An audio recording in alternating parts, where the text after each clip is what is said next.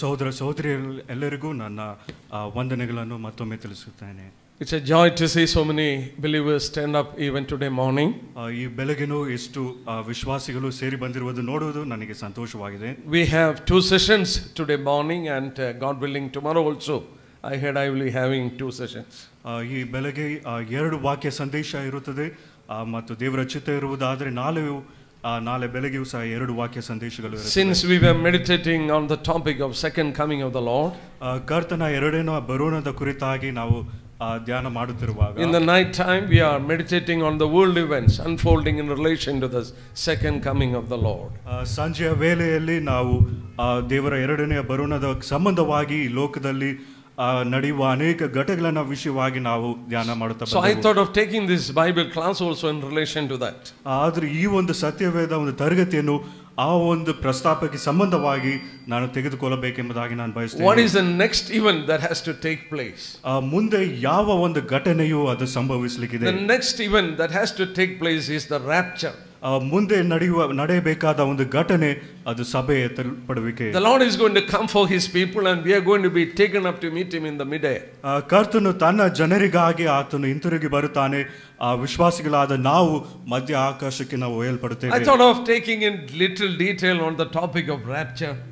ಸಭೆ ಎತ್ತಲ್ಪಡುವಿಕೆಯ ವಿಷಯವಾಗಿ ನಾನು ಆಳವಾದ ಒಂದು ಧ್ಯಾನ ತರಗತಿಯನ್ನು ತೆಗೆದುಕೊಳ್ಳಬೇಕೆಂಬುದಾಗಿ ನಾನು ಬಯಸುತ್ತೇನೆ. But I am just going to leave that. ಆದರೆ ನಾನು ಆ ಒಂದು ವಿಷಯವನ್ನು ನಾನು ಬಿಟ್ಟು ಬಿಡುತ್ತೇನೆ. There were 2 reasons. I heard that for YMF camp or something you are going to meditate on that topic.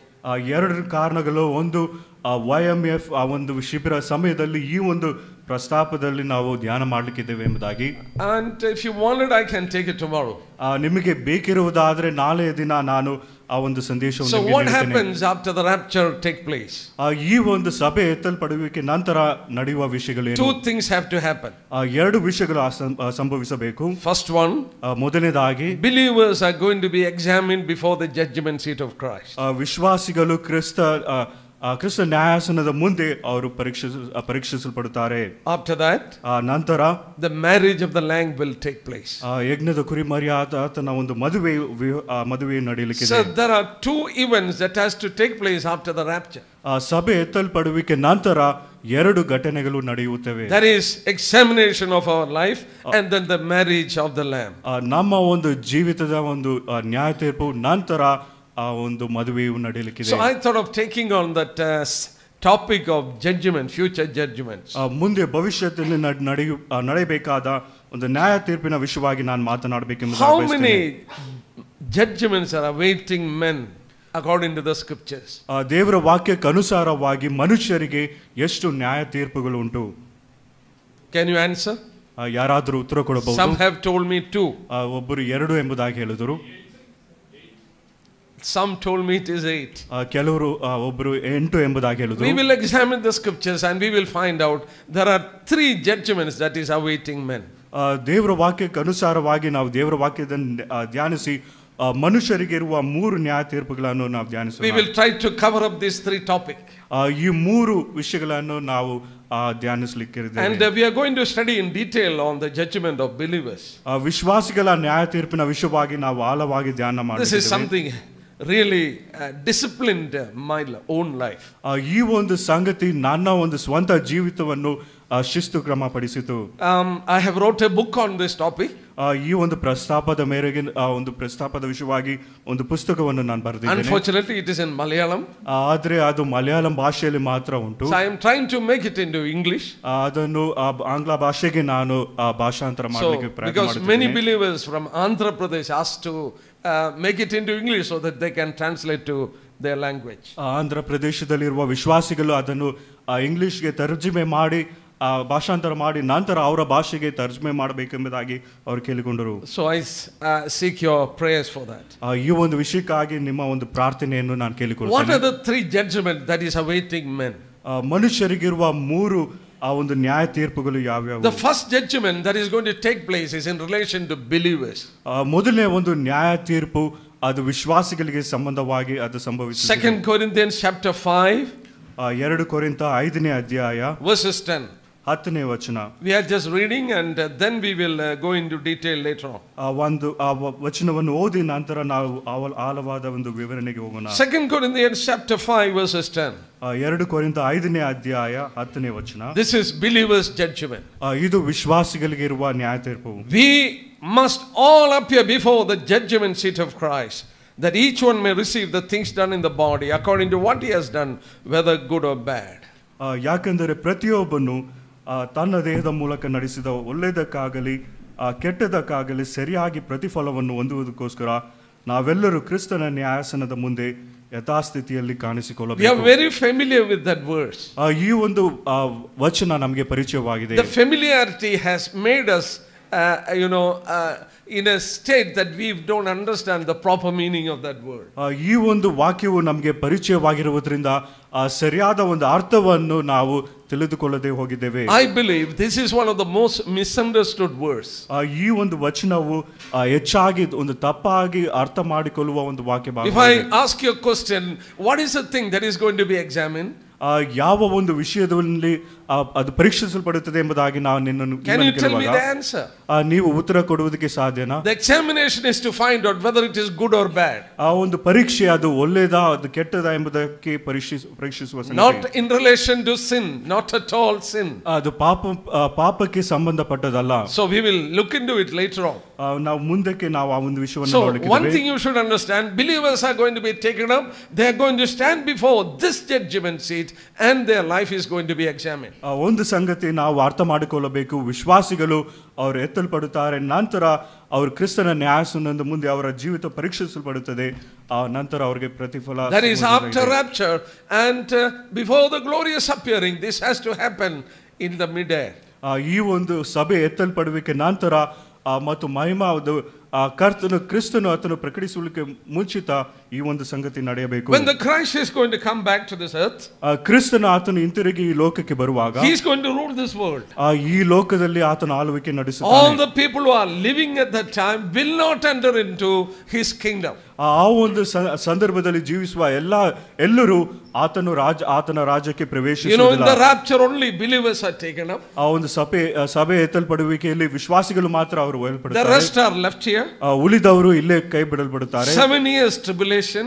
7 ವರ್ಷಗಳ ಒಂದು ಸಂಕಟ ಕಾಲ. Almost 2/3 of the people will be killed.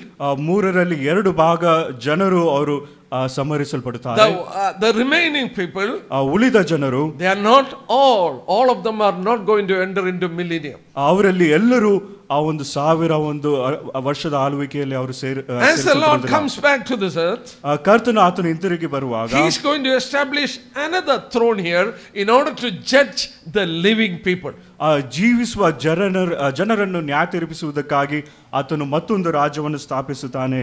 That is known as throne of glory. ಅದು ಮಹಿಮೆಯ ಒಂದು ಸಿಂಹಾಸನವಾಗಿದೆ. Matthew 25, ಮತ್ತಾಯನ ಬರೆದ ಸುವಾರ್ತೆ 25ನೇ ಅಧ್ಯಾಯ verses 31 onwards. 31ನೇ ವಚನದಿಂದ. Matthew 25 verses 31 onwards. ಮತ್ತಾಯನ ಬರೆದ ಸುವಾರ್ತೆ 25ನೇ ಅಧ್ಯಾಯ 31ನೇ ವಚನ. When the Son of Man comes in his glory and all his angels with him, then he will sit on the throne of his glory. ಇದಲ್ಲದೆ ಮನುಷ್ಯ ಕುಮಾರನು ತನ್ನ ಮಹಿಮೆಯಿಂದ ಎಲ್ಲ ದೇವದೂತರೊಂದಿಗೆ ಕೂಡಿ ಬರುವಾಗ ತನ್ನ ಮಹಿಮೆಯ ಸಿಂಹಾಸನದಲ್ಲಿ ಕೂತುಕೊಳ್ಳುವನು. Then we read the detail how that judgment is going to take place. ನಂತರ ಆ ಒಂದು ನ್ಯಾಯ ತೀರ್ಪು ಹೇಗೆ ನಡೆಯುತ್ತದೆ ಎಂಬುದಾಗಿ ನಾವು ಮುಂದಕ್ಕೆ ಓದುತ್ತೇವೆ. The righteous people will stand on the right side. ನೀತಿವಂತರು ಅವರು ಬಲಭಾಗದಲ್ಲಿ ಅವರು ನಿಂತುಕೊಳ್ಳುತ್ತಾರೆ. Unrighteous on the left side. ಅನೀತಿವಂತರು ಅವರು ಎಡಭಾಗದಲ್ಲಿ ನಿಂತುಕೊಳ್ಳುತ್ತಾರೆ. The right side people are known as sheep. ಬಲಗಡೆಯಲ್ಲಿ ನಿಂತಿರುವ ಜನರು ಅವರು ಕುರಿಗಳಾಗಿದ್ದಾರೆ. The people who stand on the left is known as goat. ಬಲಗಡೆಯಲ್ಲಿ ನಿಂತಿರುವ ಜನರು ಅವರು ಆಡುಗಳಾಗಿದ್ದಾರೆ. The people who stand on the right side only will be allowed to enter into his kingdom. ಬಲಗಡೆಯಲ್ಲಿ ನಿಂತಿರುವ ಜನರು ಮಾತ್ರ ಆತನ ಒಂದು ರಾಜ್ಯಕ್ಕೆ ಪ್ರವೇಶಿಸುವ ಒಂದು ಅವಕಾಶ ದೊರೆಯಲ್ಪಡುತ್ತದೆ. God willing, we will study that topic later on. ದೇವರ ಚಿತ್ತ ಇರುವುದಾದರೆ ಈ ಪ್ರಸ್ತಾಪದ ಮೇಲೆ ನಾವು ಮುಂದಕ್ಕೆ ಅಧ್ಯಯನ ಮಾಡೋಣ. So throne of glory for the people who are living on this earth. ಮಹಿಮೆಯ ಒಂದು ಸಿಂಹಾಸನವು ಈ ಲೋಕದಲ್ಲಿ ಜೀವಿಸುವ ಜನರಿಗೆ. Believers are going to be taken up. ವಿಶ್ವಾಸಿಗಳು ಅವರ ಮೇಲೆ ಎತ್ತಲ್ಪಡುತ್ತಾರೆ. They are going to be judged before the judgment seat of Christ. ಕ್ರಿಸ್ತನ ಒಂದು ನ್ಯಾಯಾಸನದ ಮುಂದೆ ಅವರ ಒಂದು ಜೀವಿತ ಪರೀಕ್ಷಿಸಲ್ಪಡುತ್ತದೆ. When the Lord is going to come down, ಕರ್ತನು ಆತನು ಹಿಂತಿರುಗಿ ಬರುವಾಗ the living people are going to be judged at the throne of glory. ಮಹಿಮೆಯ ಒಂದು ಸಿಂಹಾಸನದ ಮುಂದೆ ಜೀವಿಸುವ ಜನರಿಗೆ ಅವ್ರಿಗೆ ನ್ಯಾಯ ತೀರ್ಪು He is going to rule this world for 1000 years. ಆತನು ಈ ಲೋಕವನ್ನು 1000 ವರ್ಷಗಳ ಕಾಲ ಆತನು ಆಳ್ವಿಕೆ ಮಾಡುತ್ತಾನೆ. After 1000 years, 1000 ವರ್ಷಗಳ ಆಳ್ವಿಕೆ ನಂತರ all the wicked people will rise up. ಎಲ್ಲಾ ಒಂದು ದುಷ್ಟ ಜನರು ಅವರು ಮೇಲಕ್ಕೆ ಬರುವರು. They are going to be judged before another throne.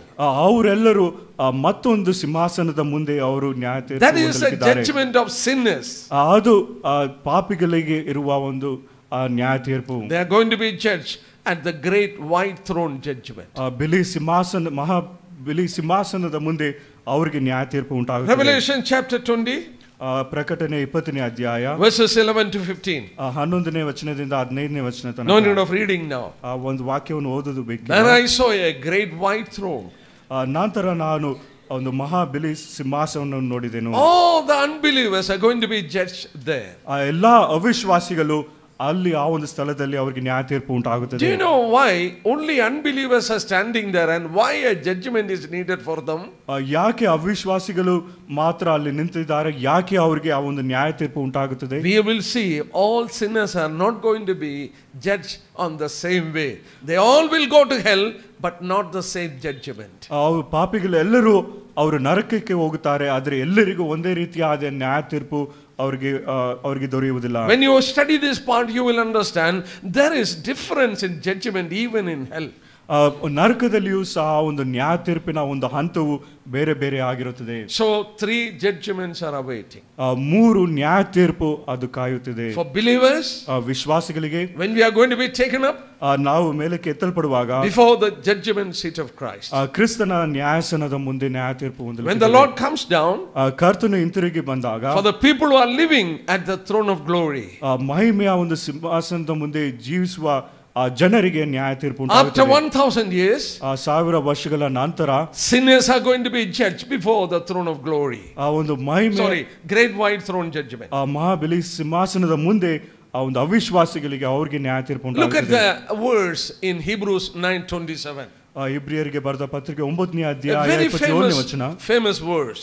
ಒಂದು ಚಿರಪರಿಚಯವಾಗಿರುವ I'm going to say a few more things in relation to judgment, then I will go in detail on believers' judgment. ನ್ಯಾಯ ತೀರ್ಪಿನ ವಿಷಯವಾಗಿ ಇನ್ನು ಕೆಲವು ವಿಷಯಗಳನ್ನು ಹಂಚಿದ ನಂತರ ವಿಶ್ವಾಸಿಗಳ ನ್ಯಾಯ ತೀರ್ಪಿಗೆ ನಾವು ಹೋಗುವರಾಗಿರೋಣ. There it is written, it is appointed unto man once to die and then judgment. ಇಬ್ರಿಯರಿಗೆ ಬರೆದ ಪತ್ರಿಕೆ 9ನೇ ಅಧ್ಯಾಯ 27ನೇ ವಚನ, ಒಂದೇ ಸಾರಿ ಸಾಯುವುದು, ಆಮೇಲೆ ನ್ಯಾಯ ತೀರ್ಪು ಮನುಷ್ಯರಿಗೆ ಹೇಗೆ ನೇಮಕವಾಗಿದೆಯೋ ಹಾಗೆ ಕ್ರಿಸ್ತನು ಸಹ ಬಹುಜನರ ಪಾಪಗಳನ್ನು. 9:27.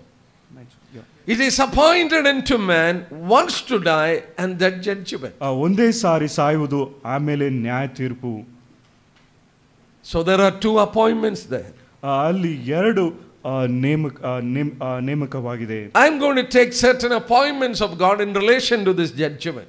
ಈ ಒಂದು ನ್ಯಾಯ ತೀರ್ಪಿಗೆ ಸಂಬಂಧಪಟ್ಟ ಕೆಲವು ವಿಷಯಗಳನ್ನು ನಾನು ತೆಗೆದುಕೊಳ್ಳುತ್ತೇನೆ. You know, I was working for a company for almost 17 years. 17 ವರ್ಷಗಳ ಕಾಲ ಒಂದು ಕಚೇರಿಯಲ್ಲಿ ನಾನು ಕೆಲಸ I was working for an American company, so I used to take appointments with people to meet them. ನಾನು ಒಂದು ಅಮೆರಿಕ ಒಂದು ದೇಶದ ಒಂದು ಕಂಪನಿಯಲ್ಲಿ ಕೆಲಸ ಮಾಡುತ್ತಿದ್ದೇನೆ. ಅಲ್ಲಿ ಜನರನ್ನು ಭೇಟಿ ಮಾಡುವುದಕ್ಕಾಗಿ ನಾನು ಒಂದು ಅಪಾಯಿಂಟ್ಮೆಂಟ್ ಅನ್ನು ತೆಗೆದುಕೊಳ್ಳುತ್ತಿದ್ದೇನೆ. I take appointments and I meet them at that particular time. ನಾನು ಅವರಿಂದ ಒಂದು ಅಪಾಯಿಂಟ್ಮೆಂಟ್ ಅನ್ನು ತೆಗೆದು ಆ ಸಮಯಕ್ಕೆ ಸರಿಯಾಗಿ ಆ ಜನರನ್ನು ಭೇಟಿ ಮಾಡುತ್ತೇನೆ. Sometimes I can cancel or sometimes he can cancel that appointment. ಕೆಲವು ಸಾರಿ ಆ ಒಂದು ಭೇಟಿಯನ್ನು ನಾನು ಅದನ್ನು ತಿರಸ್ಕರಿಸಬಹುದು ಅಥವಾ ಅವರು ಸಹ ಅದನ್ನು ತಿರಸ್ಕರಿಸಬಹುದು. You have to meet the appointment of God, he will not change it. ದೇವರು ನೇಮಿಸಿದ ಆ ಒಂದು ಸಮಯವನ್ನು ನಾವು ಎದುರಿಸಬೇಕು, ನಾವು ಬದಲಾಯಿಸುವುದಕ್ಕೆ ಸಾಧ್ಯವಿಲ್ಲ. It is appointed by God. ದೇವರು ತಾನೇ ಅದನ್ನು ನೇಮಿಸಿದ್ದಾನೆ. First appointment, ಮೊದಲನೇ ಒಂದು ನೇಮಕ, death. ಅದು ಮರಣ. Everyone has to face it. ಪ್ರತಿಯೊಬ್ಬರು ಇದನ್ನು ಎದುರಿಸಲೇಬೇಕು. No one is able to escape. ಯಾರು ಇದರಿಂದ ತಪ್ಪಿಸಿಕೊಳ್ಳುವುದಕ್ಕೆ ಸಾಧ್ಯವಿಲ್ಲ. One day you will die, one day I will die. ಒಂದು ದಿನ ನಿಮಗೆ ನೀವು ಮರಣ ಹೊಂದುತ್ತೀರಿ, ನಾನು ಮರಣ ಹೊಂದುತ್ತೇನೆ. We are not able to escape because it is appointed by God. ನಾವು ಇದರಿಂದ ತಪ್ಪಿಸಿಕೊಳ್ಳುವುದಕ್ಕೆ ಸಾಧ್ಯವಿಲ್ಲ, ಕಾರಣ ದೇವರು ತಾನೇ ಇದನ್ನು ನೇಮಿಸಿದ್ದಾನೆ. I was just reading a verse when I was sitting here. ಇಲ್ಲಿ ನಾನು ಕೂತಿರುವಾಗ ಒಂದು ವಾಕ್ಯ ಭಾಗವನ್ನು ನಾನು ಓದ್ತಾ ಇದ್ದೇನೆ. It comes constantly into my mind. ಇದು ಪದೇ ಪದೇ ನನ್ನ ಒಂದು ಜ್ಞಾಪಕಕ್ಕೆ ಬರುವ ಒಂದು ವಾಕ್ಯ ಭಾಗ. It is spoken by a woman to David. ಒಬ್ಬ ಸ್ತ್ರೀ ದಾವಿದನ ಬಳಿಗೆ ಈ ಒಂದು ಮಾತನ್ನು ಆಡಿದಳು. 2 Samuel chapter 14 and 14. 2 ಸಮುವೇಲ 14ನೇ ಅಧ್ಯಾಯ 14. 14ನೇ ಅಧ್ಯಾಯ. We will surely die. We will surely die. ನಾವು ನಿಶ್ಚಯವಾಗಿ ನಾವು We will surely die. ನಿಶ್ಚಯವಾಗಿ ನಾವು ಮರಣ ಹೊಂದುತ್ತೇವೆ. No way to escape. We will die. ಇದರಿಂದ ತಪ್ಪಿಸಿಕೊಳ್ಳುವುದಕ್ಕೆ ಸಾಧ್ಯವಿಲ್ಲ. ನಾವು But we will become like water that spilt on the ground that cannot be gathered up again.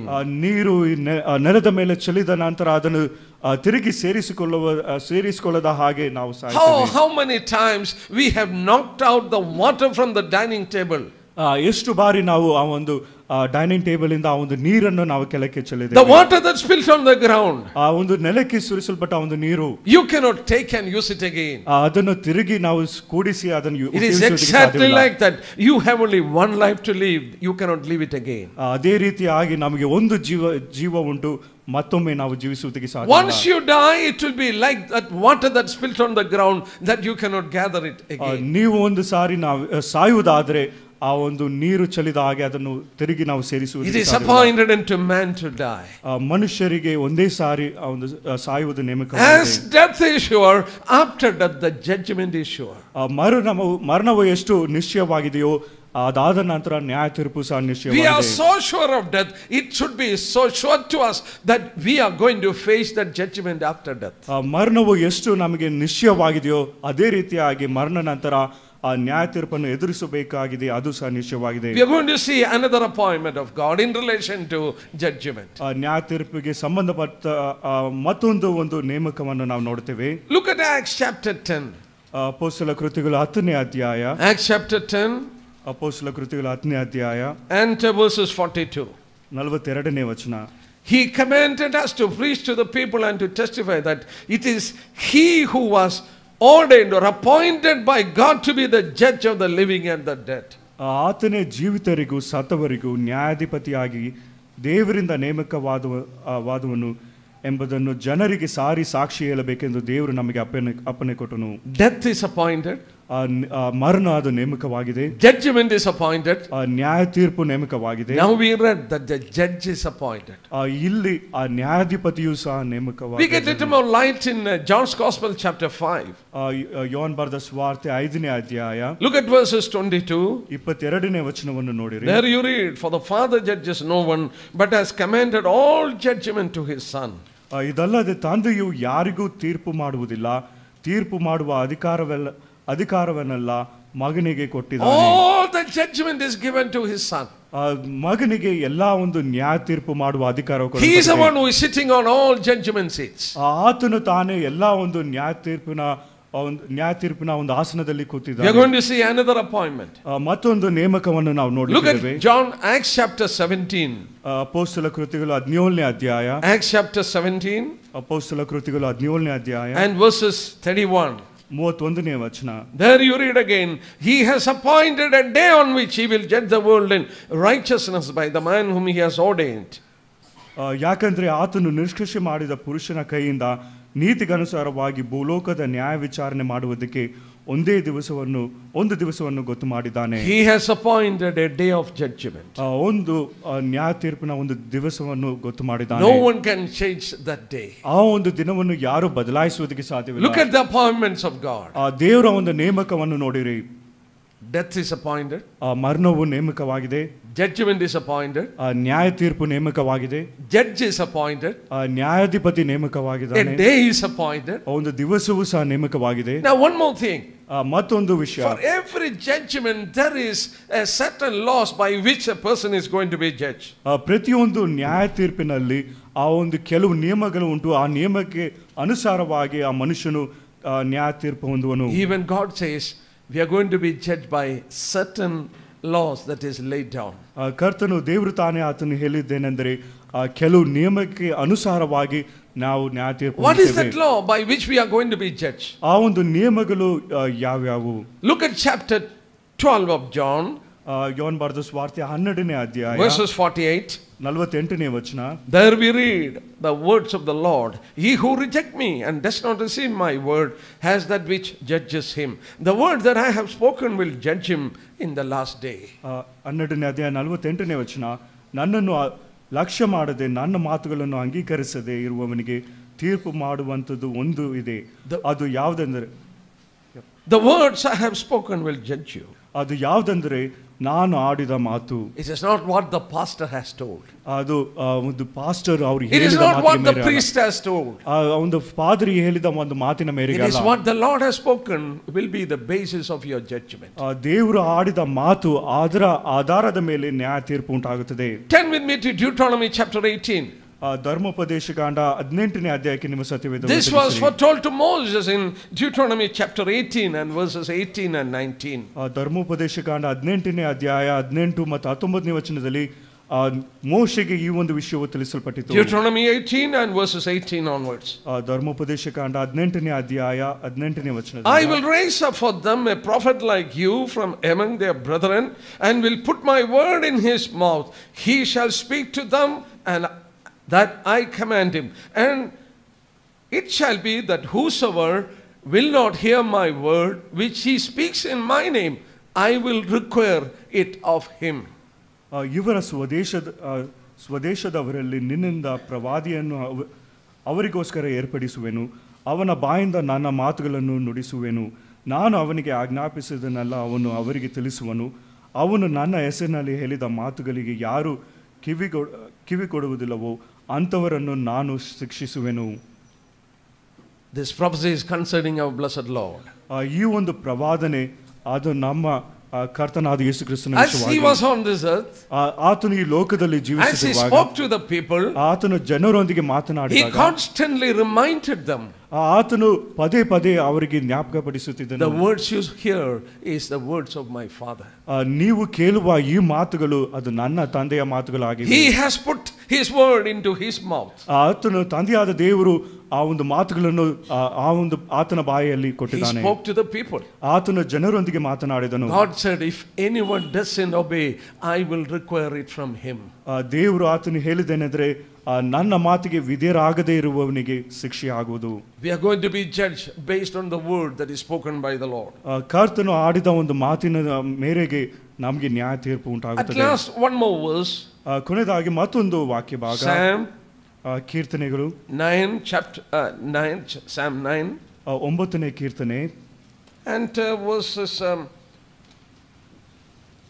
1 minute. Psalm 9 9ನೇ ಕೀರ್ತನೆ. There you read in verses 7, the Lord shall endure forever. He has prepared his throne for judgment. 7ನೇ ವಚನ, ಯೆಹೋವನ ಆದರೂ ಯಾವಾಗಲೂ ನೆಲೆಗೊಂಡಿದ್ದು ನ್ಯಾಯ ವಿಚಾರಿಸುವುದಕ್ಕಾಗಿ ತನ್ನ ಸಿಂಹಾಸನವನ್ನು ಸ್ಥಾಪಿಸಿದ್ದಾನೆ. He has prepared his throne for judgment.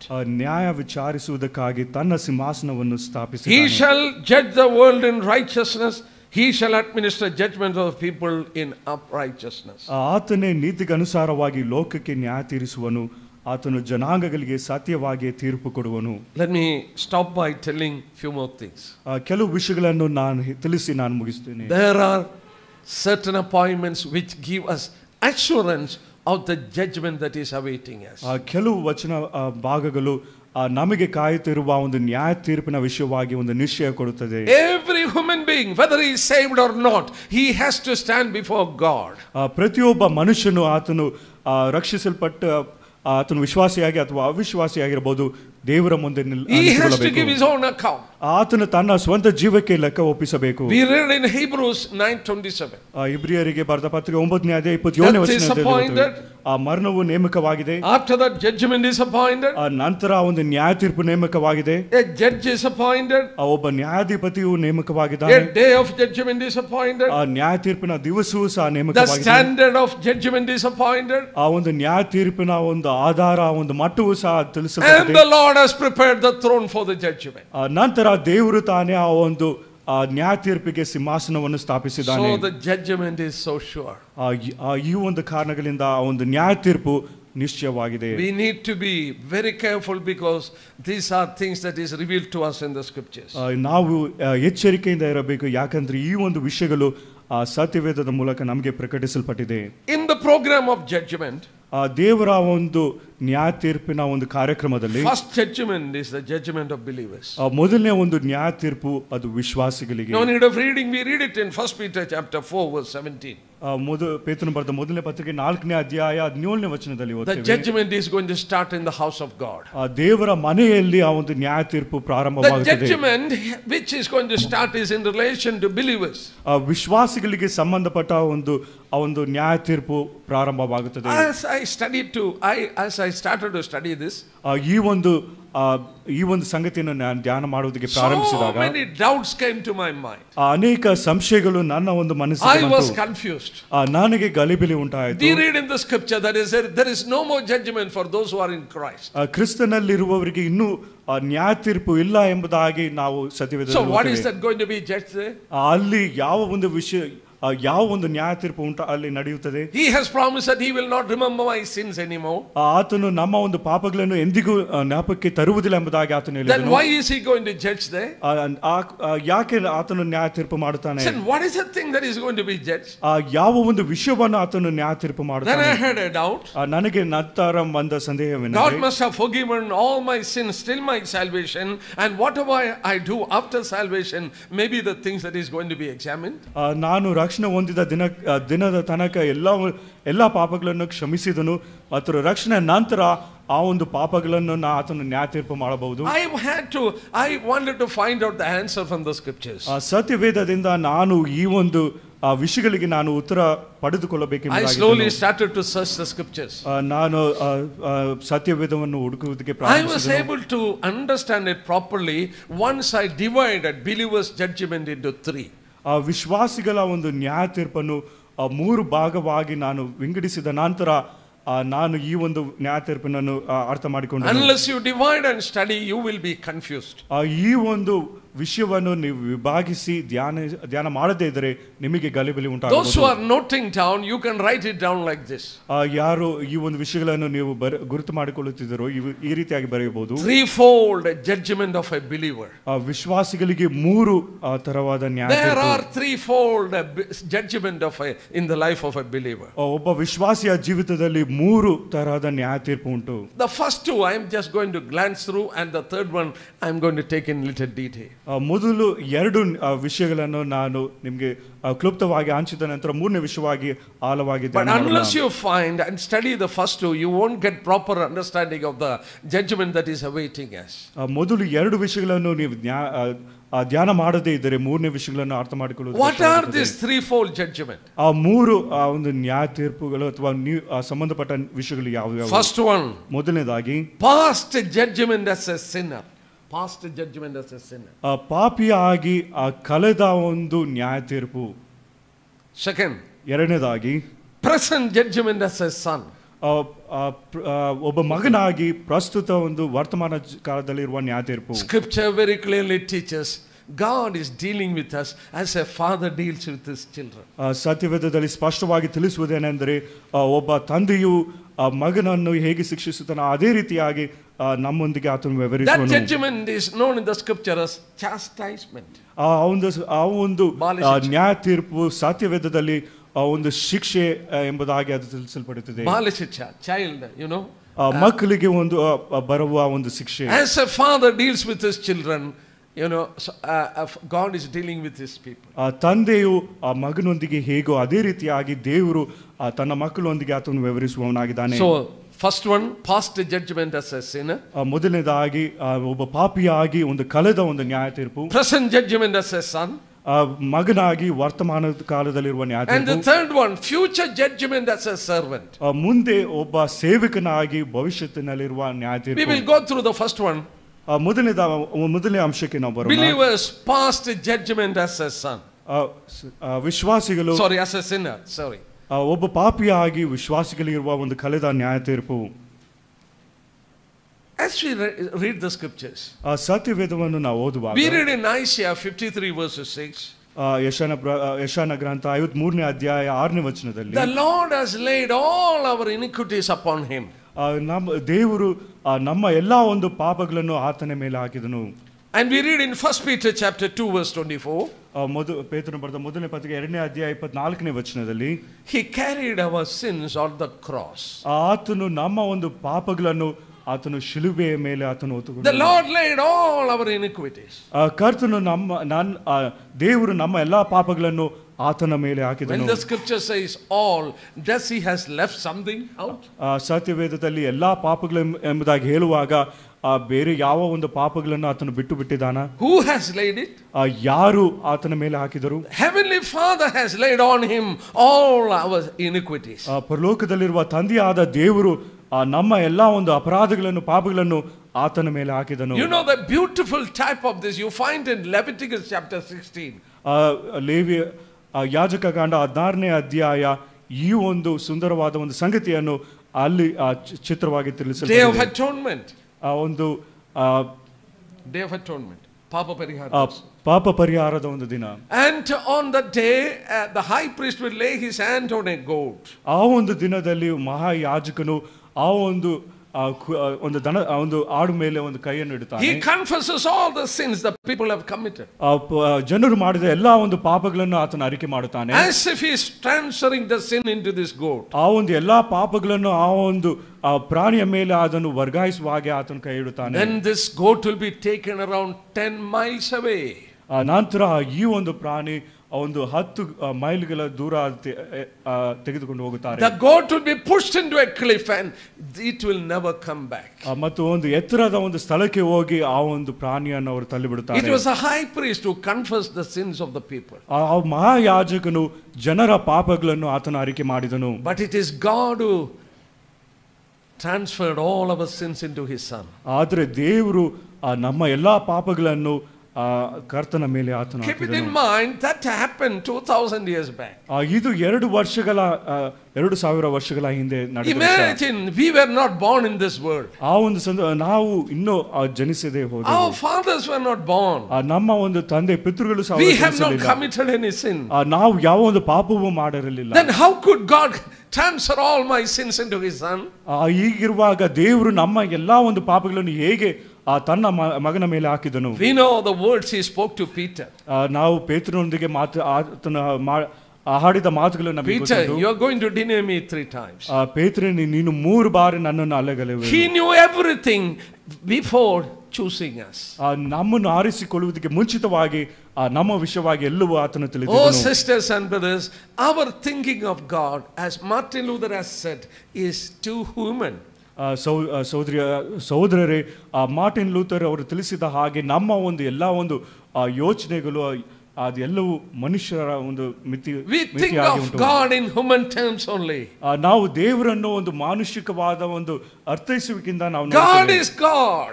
ದೇವರು ಆತನ ದೇವರಾಗಿದ್ದಾನೆ. Nothing is hidden before him. ಆತನ ಮುಂದೆ ಯಾವುದು ಮರೆಯಾಗಿಲ್ಲ. He knew before you were born into this world. ಈ ಲೋಕದಲ್ಲಿ ನೀವು ಜನಿಸುವುದಕ್ಕೆ ಮುಂಚಿತವಾಗಿ ಎಲ್ಲವನ್ನೂ ತಿಳಿದಿದ್ದನು. He knew all the failures that is going to come into your life. ನಿಮ್ಮ ಜೀವಿತದಲ್ಲಿ ಬರಲಿಕ್ಕೆ ಎಲ್ಲಾ ಒಂದು ಸೋಲುವಿಕೆಯು ಆತನು ತಿಳಿದಿದ್ದನು. He knew Peter is going to deny him. ಆತನು 3 ಬಾರಿ ಆತನು ತಿರಸ್ಕರಿಸುತ್ತಾನೆ. Nothing happens accidentally in the life of a believer to God. ವಿಶ್ವಾಸಿಯ ಒಂದು ಜೀವಿತದಲ್ಲಿ ಯಾವುದು ಆಕಸ್ಮಿಕವಾಗಿ ನಡೆಯುವುದಿಲ್ಲ. He knew everything that happens to me. ನನಗೆ ನನ್ನ ಜೀವಿತದಲ್ಲಿ ನಡೆಯುವ ಎಲ್ಲ ವಿಷಯಗಳನ್ನು ಆತನು ತಿಳಿದಿದ್ದಾನೆ. All my iniquities, even before I was born, he laid it on his son.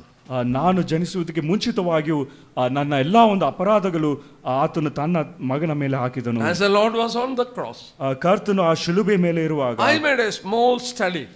ನಾನು ಒಂದು ಚಿಕ್ಕ ಒಂದು ಧ್ಯಾನವನ್ನು I was able to understand when a sinner is going into hell, whatever pain, agony he has go through, all that agony the Lord has suffered on the cross. ಒಬ್ಬ ಮನುಷ್ಯನು ಆತನು ನರಕದಲ್ಲಿ ಹೋಗಿ ಆತನು ಅನುಭವಿಸಬೇಕಾದ ಎಲ್ಲಾ ಒಂದು ಶ್ರಮೆ ನಿಂದೆಗಳನ್ನು ಕರ್ತನಾದ ಯೇಸು ಕ್ರಿಸ್ತನ ಆತನ ಶಿಲುಬೆ ಮೇಲೆ ಆತನು ಅನುಭವಿಸಿದ್ದಾನೆ. The greatest agony in hell. Greatest agony in hell. ಒಂದು ನರಕದಲ್ಲಿ ಒಂದು ಅತಿ ಶ್ರೇಷ್ಠವಾದ ಒಂದು ಯಾತನೆಯ ಒಂದು ಸ್ಥಳದಲ್ಲಿ ಅತಿ ಶ್ರೇಷ್ಠವಾದ ಒಂದು ಶ್ರಮೆ. It is the agony of separation. ಅದು ಒಂದು ಬೇರ್ಪಡುವಿಕೆಯ ಒಂದು ಯಾತನೆ ಆಗಿದೆ. You know, man is eternally separated from God without any hope. ಮನುಷ್ಯನು ದೇವರಿಂದ ಯಾವ ಒಂದು ನಿರೀಕ್ಷೆ ಇಲ್ಲದೆ ನಿತ್ಯಕ್ಕೂ ಆತನು That is the greatest pain. ಅದು ಒಂದು ದೊಡ್ಡ ಒಂದು ದುಃಖ, ಒಂದು ನೋವಿನ ಸಂಗತಿ. My God, why have you forsaken me? ನನ್ನ ದೇವರೇ ನನ್ನನ್ನು ಯಾಕೆ ಕೈ ಬಿಟ್ಟಿದೆ? That is a cry of separation. ಇದು ಒಂದು ಬೇರ್ಪಡುವಿಕೆ ಅಥವಾ ಒಂದು ದೂರವಾಗಿರುವ ಒಂದು. In hell there is thirst. ಒಂದು ನರಕದಲ್ಲಿ ಒಂದು ದಾಹ ಉಂಟು. The rich man cried for a drop of water. ಒಬ್ಬ ಐಶ್ವರ್ಯ ಮನುಷ್ಯನು ಒಂದು ಹನಿ ನೀರಿಗಾಗಿ ಆತನ ಕೇಳಿಕೊಂಡನು. Christ cried aloud, I thirst. ಕ್ರಿಸ್ತನು ಸಹ ನಾನು ದಾಹವುಳ್ಳವನಾಗಿದ್ದೇನೆ ಎಂಬುದಾಗಿ ಕೂಗಿ. We read in Matthew 22 verses 13, they will be thrown into the outer darkness. ಮತ್ತಾಯನು ಬರೆದ ಸುವಾರ್ತೆ 22ನೇ ಅಧ್ಯಾಯ 13ನೇ ವಚನದಲ್ಲಿ ಮನುಷ್ಯರು ಅವರು ಒಂದು ಕತ್ತಲೆಯಾದ ಒಂದು ಸ್ಥಳಕ್ಕೆ ತಳ್ಳಲ್ಪಡುತ್ತಾರೆ ಎಂಬುದಾಗಿ ನಾವು ಓದ್ತೇವೆ. There was darkness around the cross at the noon time. ಒಂದು ಮಧ್ಯಾಹ್ನದ ಹೊತ್ತು ಒಂದು ಶಿಲುಬೆಯ ಸುತ್ತಲೂ ಒಂದು ಅಂಧಕಾರವಿತ್ತು. The rich man cried in hell, ಐಶ್ವರ್ಯವಂತನು ಒಂದು ನರಕದಿಂದ I am tormented in this flame. ಈ ಒಂದು ಬೆಂಕಿಯಲ್ಲಿ ನಾನು ಶ್ರಮೆಯನ್ನು ನಿಂದೆಯನ್ನು ಅನುಭವಿಸ್ತಾ ಇದ್ದೇನೆ. Exactly, that is what you read in Psalm 116 verses 3. 116ನೇ ಕೀರ್ತನೆ 3ನೇ ವಚನದಲ್ಲಿ ನಾವು ಈ ಒಂದು ವಿಷಯವನ್ನೇ ನಾವು ಓದ್ತೇವೆ. The pain of hell has got hold of me. ಒಂದು ನರಕದ ಒಂದು ನೋವು ನನ್ನನ್ನು ಹಿಡಿದುಕೊಂಡಿದೆ. What I want to tell you, ನಿಮಗೆ ನಾನು ಹೇಳಲಿಕ್ಕೆ ಬಯಸುವುದಂದ್ರೆ, when my sin and your sin was transferred to the Lord, ನನ್ನ ಮತ್ತು ನಿಮ್ಮ ಪಾಪಗಳು ಅದು ಕರ್ತನ ಮೇಲೆ ಹಾಕಲ್ಪಟ್ಟಾಗ, we have gone through the pain of hell. ಆತನು ನರಕದ ಒಂದು ನೋವನ್ನು he has gone through the separation of agony of separation. ಆತನು ಒಂದು ಬೇರ್ಪಡುವಿಕೆಯ ಒಂದು ಯಾತನೆಯ ಒಂದು ನೋವನ್ನು ಆತನು ಅನುಭವಿಸಿದ್ದಾನೆ. He has gone through the thirst of hell. ನರಕದ ಒಂದು ದಾಹವನ್ನು ಸಹ ಆತನು ಅನುಭವಿಸಿದ್ದಾನೆ. You know what is the word he spoke at last? ಕೊನೆಯದಾಗಿ ಆತನು ಆಡಿದ ಮಾತು ಏನು ಗೊತ್ತಾ? Tetelestai. ಟೆಟೆಲಾಸೈ ಎಂಬುದಾಗಿ. It is paid. ಇದು ತೀರಿಸಲ್ಪಟ್ಟಿತು ಎಂಬುದಾಗಿ. When I studied that word, ಈ ಒಂದು ಪದವನ್ನು ನಾನು ಧ್ಯಾನಿಸಿದಾಗ, it became so interesting to me. ನನಗೆ ತುಂಬಾ ಆಸಕ್ತಿಯುತವಾಗಿತ್ತು. It was Roman ruling in those days. ಆ ಒಂದು ದಿನಗಳಲ್ಲಿ ರೋಮಾ ಒಂದು ಸಾಮ್ರಾಜ್ಯವು ಅವರು ಆಳ್ವಿಕೆ ಮಾಡಿದ್ರು. If a criminal was caught and judged and put in the jail, ಒಬ್ಬ ಅಪರಾಧಿಯು ಆತನು ಹಿಡಿಯಲ್ಪಟ್ಟು ನ್ಯಾಯ ತೀರ್ಪು ಹೊಂದಿದ ನಂತರ ಸೆರೆಗೆ ಹಾಕಲ್ಪಟ್ಟ. when he is put in the jail, ಆತನು ಸೆರೆಗೆ ಹಾಕಲ್ಪಟ್ಟ ನಂತರ there will be a scroll outside the cell. ಆ ಒಂದು ಸೆರೆಯ ಹೊರಗೆ ಒಂದು ಸುರುಳಿ ಇರುತ್ತಿತ್ತು. There will be his name. ಅಲ್ಲಿ ಆತನ ಒಂದು ಹೆಸರು ಬರೆಯಲ್ಪಟ್ಟಿತ್ತು. The offense he has committed. ಆತನು ಮಾಡಿದ ಅಪರಾಧಗಳು ಅಲ್ಲಿ ಬರೆಯಲ್ಪಟ್ಟಿತ್ತು. And the judgment, he has to be in the jail for 1 year. ಆ ಒಂದು ನಂತರ ಆ ಒಂದು ನ್ಯಾಯ ತೀರ್ಪು ಆತನು ಸೆರೆಯಲ್ಲಿ 1 ವರ್ಷ ಕಾಲ ಇರಬೇಕು. The scroll will be lying there till he undergoes that judgment. ಆ ಒಂದು ನ್ಯಾಯ ತೀರ್ಪು ಆತನು ನ್ಯಾಯ ತೀರ್ಪಿನ ಒಂದು ಕಾಲದವರೆಗೂ ಆ ಒಂದು ಸುರುಳಿ ಅಲ್ಲಿರುತ್ತದೆ. When 1 year is passed, 1 ವರ್ಷಗಳ ನಂತರ these Roman authorities will write across that scroll, it is paid. ನಂತರ ರೋಮಾ ಅಧಿಕಾರಿಗಳು ಇದು ಮುಗಿದು ಹೋಯಿತು ಎಂಬುದಾಗಿ ತೀರಿಸಲ್ಪಟ್ಟಿದೆ ಎಂಬುದಾಗಿ. The word that is wrote in those days is the same word Lord uttered on the cross, tetelestai. ಕರ್ತನು ಆ ಒಂದು ಶಿಲುಬೆ ಮೇಲೆ ಇದ್ದಾಗ ಆಡಿದ ಒಂದು ಅದೇ ಮಾತು ಟೆಟೆಲಾಸೈ ಎಂಬುದಾಗಿ. They scroll it, open the cell, give it to this man and he is set free. ಆ ಒಂದು ಸೆರೆಯನ್ನು ತೆರೆದು ಈ ಒಬ್ಬ ಮನುಷ್ಯನಿಗೆ ಆ ಒಂದು ಸುರುಳಿಯನ್ನು ಅವರು ಕೊಟ್ಟು ಬಿಡುತ್ತಿದ್ದರು. According to the Roman law, ರೋಮಾ ಸರ್ಕಾರದ ಒಂದು ಕಾನೂನಿಗೆ ಅನುಸಾರವಾಗಿ he cannot be judged again. ಆತನು ತಿರುಗಿ ಆತನು ನ್ಯಾಯ ತೀರ್ಪು ಹೊಂದುವುದಕ್ಕೆ ಸಾಧ್ಯ he ಇಲ್ಲ. has committed sin, ಆತನು ಒಂದು ಪಾಪವನ್ನು but ಮಾಡಿದ್ದಾನೆ. he has undergone that judgment. ಆ ಒಂದು ಪಾಪಕ್ಕೆ ಆ ಒಂದು ನ್ಯಾಯ ತೀರ್ಪು ಅನುಭವಿಸಿದ್ದಾನೆ. Now he cannot be judged again. ನಂತರ ಪದೇ ಆತನು ಒಂದು ಶಿಕ್ಷೆಯನ್ನು ಅನುಭವಿಸುವುದಕ್ಕೆ I ಸಾಧ್ಯ ಇಲ್ಲ. have committed sins, ನಾನು ಪಾಪ ಮಾಡಿದ್ದೇನೆ, but my sins were transferred to the Lord. ಆದರೆ ನನ್ನ ಒಂದು ಪಾಪಗಳು ಅದು ಕರ್ತನ ಮೇಲೆ ಅದು ಹಾಕಲ್ಪಟ್ಟಿದೆ. And he wrote across my name, it is paid. ನಂತರ ಆ ಒಂದು ನನ್ನ ಹೆಸರು ಬರೆಯಲ್ಪಟ್ಟು ಇದು ತೀರಿಸಿ ಮುಗಿಸಲ್ಪಟ್ಟಿದೆ ಎಂಬುದಾಗಿ Now for ಬರೆದಿದ್ದೇನೆ. those who are in Christ, there is no more judgment. ಕ್ರಿಸ್ತನಲ್ಲಿ ಇರುವವರಿಗೆ ಇನ್ನೂ ಯಾವ ಒಂದು ನ್ಯಾಯ ತೀರ್ಪು ಇಲ್ಲ. Praise the Lord. ಕರ್ತನಿಗೆ ಸ್ತೋತ್ರ ಉಂಟಾಗಲಿ. No more judgment awaiting us as believers who have put their trust in the Lord. ವಿಶ್ವಾಸಿಗಳಾಗಿ ಕರ್ತನ ಮೇಲೆ ನಂಬಿಕೆ ಇಟ್ಟುವವರಿಗೆ ಇನ್ನು ಯಾವ ಒಂದು ನ್ಯಾಯ ತೀರ್ಪು ಇಲ್ಲ. Whether the sin you committed before your salvation or after salvation, it doesn't matter. Nothing was done done by us when the Lord was on the cross. ನಮ್ಮ ರಕ್ಷಣೆ ನಂತರ ಅಥವಾ ರಕ್ಷಣೆಗೆ ಆದ ಹಿಂದೆ ನಾವು ಮಾಡಿದ ಎಲ್ಲ ಪಾಪಗಳು ಆತನ ಮೇಲೆ ಹಾಕಲ್ಪಟ್ಟಿದೆ. ಯಾವೊಂದು ನ್ಯಾಯ ತೀರ್ಪು ಇಲ್ಲ. Now let me tell you something. ಮತ್ತೊಂದು ಸಂಗತಿ ನಿಮಗೆ God has got only one judgment for sin. ಪಾಪಕ್ಕೆ ಒಂದೇ ಒಂದು ನ್ಯಾಯ ತೀರ್ಪು ಮಾತ್ರ ಉಂಟು. Ezekiel 18:4. ಯೆಶಾಯನ ಗ್ರಂಥ 18ನೇ ಅಧ್ಯಾಯ 4ನೇ ವಚನ. The soul that sinneth it shall die. ಆ ಒಂದು ಪಾಪ ಮಾಡುವ ಒಂದು ಆತ್ಮವು ಮರಣ ಹೊಂದಬೇಕು. Romans chapter 6 and 23. ರೋಮ ಪತ್ರಿಕೆ 6ನೇ ಅಧ್ಯಾಯ 23ನೇ ವಚನ. The wages of sin is death. ಮರಣ ಪಾಪ ಕೊಡುವ ಸಂಬಳ ಮರಣ. That is eternal death. ಇದು ನಿತ್ಯವಾದ ಒಂದು ಮರಣ. God is not going to give to us. ದೇವರು ನಮಗೆ ಇದನ್ನು ಆತನು Even if failures have come into our life, ನಮ್ಮ ಒಂದು ಜೀವಿತದಲ್ಲಿ ಸೋಲುವಿಕೆ ಇದ್ದರೂ ಸಹ no more judgment for us. ನಮಗೆ ಇನ್ನು ಯಾವ ಒಂದು ನ್ಯಾಯ ತೀರ್ಪು ಇಲ್ಲ. So there comes a question. ಒಂದು ಪ್ರಶ್ನೆ ಬರಬಹುದು. If it is so, ಈಗಾಗಿರುವುದು I can live in any way I want because there is no more judgment for me. ನನಗೆ ಇನ್ನು ಯಾವ ಒಂದು ನ್ಯಾಯ ತೀರ್ಪು ಇಲ್ಲ. ನನಗೆ ಇಷ್ಟ ಬಂದ ಹಾಗೆ ನಾನು ಜೀವಿಸಬಹುದು. My salvation is eternal also. ನನ್ನ ಒಂದು ರಕ್ಷಣೆಯೂ ಸಹ ಅದು ನಿತ್ಯಕ್ಕೆ ಉಂಟು. This is because of some misunderstanding. ಇದು ಒಂದು ಕೆಲವು ತಪ್ಪಾದ ಒಂದು ಅರ್ಥೈಸುವಿಕೆ ಒಂದು ಕಾರಣದಿಂದ. Christian life begins when we repent about sin. ನಮ್ಮ ಒಂದು ಪಾಪಕ್ಕೆ ನಾವು ಮಾನಸಾಂತರ ಪಟ್ಟಾಗ ನಮ್ಮ ಒಂದು ಕ್ರೈಸ್ತ ಜೀವಿತ ಪ್ರಾರಂಭವಾಗುತ್ತದೆ. This is the same question asked and Paul answers that question. ಈ ಒಂದು ಪ್ರಶ್ನೆಯು ಅದು ಕೇಳಲ್ಪಟ್ಟಾಗ ಪೌಲನು ಅದಕ್ಕೆ ಉತ್ತರ ಕೊಡ್ತಾನೆ. Romans chapter 5. ರೋಮ ಪತ್ರಿಕೆ 5ನೇ ಅಧ್ಯಾಯ verses 21. 21ನೇ ವಚನ. As we read this, so that as sin reigned in death, even so grace might reign through righteousness. Verses 20.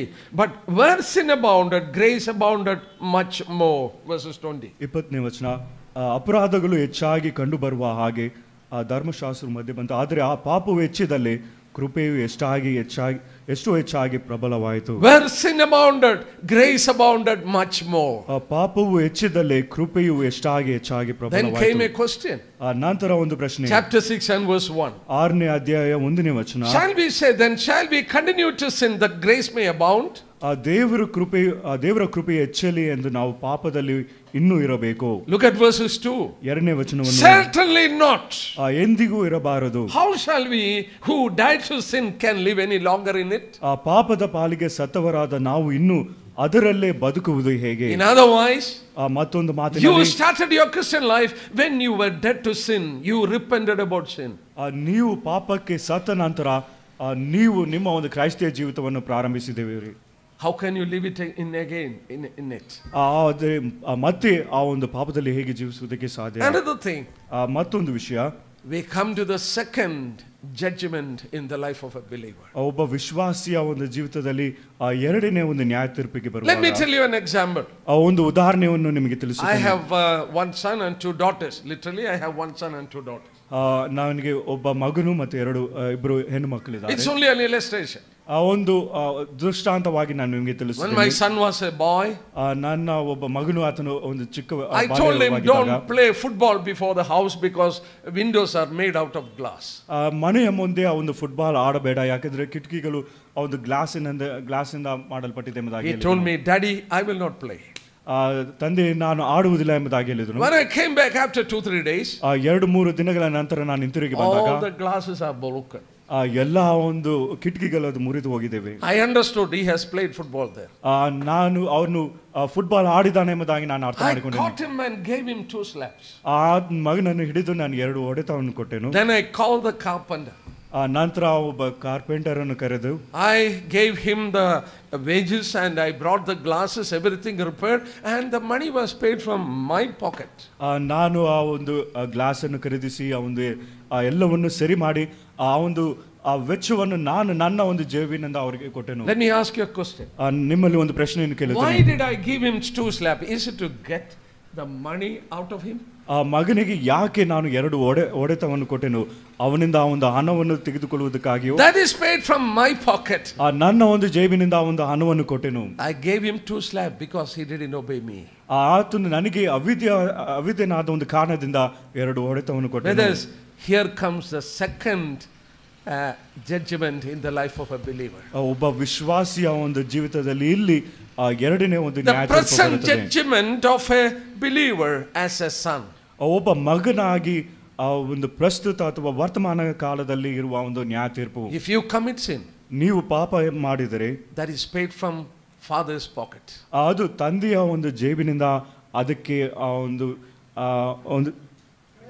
ಕ್ರಯ ಕೊಡಲ್ಪಡುತ್ತದೆ. But his disciplining hand will be there.